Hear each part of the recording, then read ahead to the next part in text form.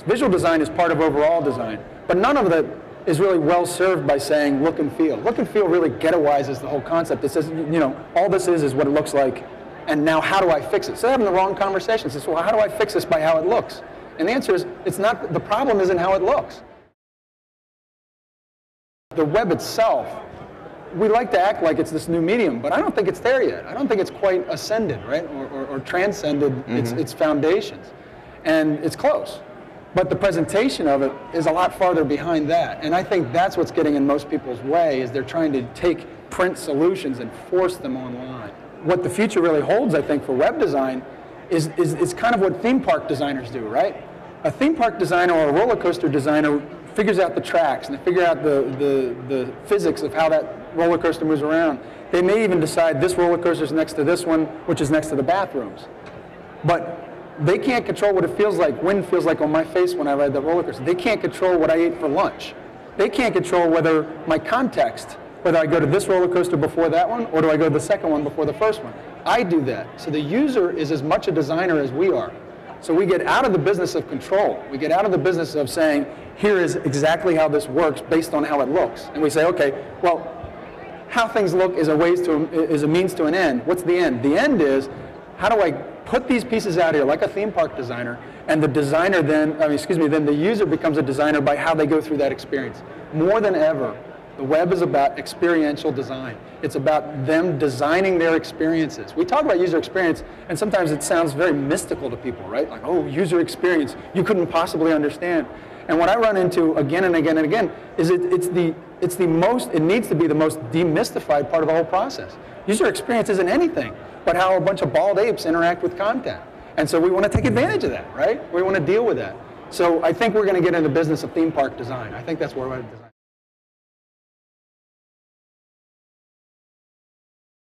design. The age of the elastic user is over, where the user can be defined as this person and this person and this person. It's not. Identify the kind of user you're talking about. Figure out what their goals are. Figure out how well you can satisfy those goals. And this whole way of thinking is really new to a lot of industries, because they're used to saying, I control this, this is what my customers want, and the answer online is, this is what some of your customers want, so profit from that. Now what are the other groups of users? How you define them? What are their goals? Now here comes the hard part. You're going to love all your users, but you're going to love some of them more than others.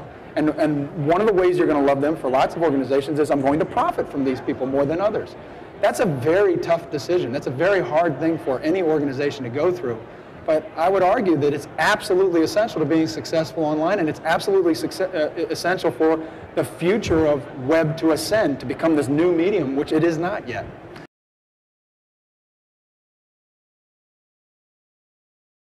If you had one message before we wrap up to give to companies out there facing design problems, what kind of advice could they take away? I think listen very early in the conversation, or if you can't do it, get somebody within your organization to listen, or if you can't do that, obviously, you know, I'm a consultant, so I'll say get a consultant to do it, but I'd say consultant's like third choice. If you can't do it yourself, see if there's somebody else in your organization that can. If they can't do it, then you might need to go outside. But what they need to do is to listen. And what they're going to listen for is people who think they're having a design argument, and it's not a design argument. They're saying, how do I satisfy all these, let's use the piece from earlier, how do I satisfy all these different users all at the same time on this page? I've got my left nav, should I change the way I do my columns? And that's a big flag that should say, wait a second, you're not having a design conversation, you're having a business conversation. In that context, the business conversation is, you haven't done the tough part. You haven't said, here are the types of users that I'm going to target at the expense of not targeting these other users. That's a business decision. That's a business analysis and evaluation. And the biggest mistake that people make on web design is they think they're arguing about what it looks and feels like, and that's just not the case. And so you need to have somebody in the organization, or you need to hire somebody outside the organization that can hear when you're having those arguments and say, wait a second, what if that's business? Let's take it back half a step. Let's talk about business. Everything we've talked about today is hard. There's nothing we've talked about that's easy. But of the hard things, that's actually not that hard, because it doesn't require specific training. Anybody in your organization could be the person that says, you know what I just heard you say? Sometimes it actually helps that you don't know a lot, right? Yeah. Ignorance can help you on that. I've been in that situation. You know, I've been brought in when I was a little lower in the ranks at the jobs I was at. I'd go into the director level conversations, and they're talking about stuff, and I'd be like, look, I don't want to say this out loud or anything, but isn't it that? And it wasn't. I was wrong. But where I was pulling them towards was saying, hey, you know, you're having the wrong argument. I'm not the expert that says what the right argument is. I just know you're not having it. And that's what you need. You need somebody to catch that.